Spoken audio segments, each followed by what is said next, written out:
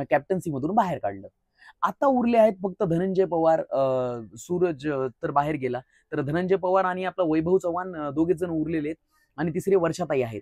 तर तिघांमधनं आता घराचा नवीन कॅप्टन कोण बनतं आपल्याला काही माहित नाहीये. पण आजच्या गेममध्ये आपल्याला कळेल ते नेमकं कोण कॅप्टन बनतं. कदाचित हे या तिसऱ्या राऊंडमध्ये वर्षाताईंचं नाव काढतील आणि वैभव चव्हाण किंवा आपले डी.पी. पवार ह्या दोघांपैकी एक जण घराचा नवीन कॅप्टन बनेल.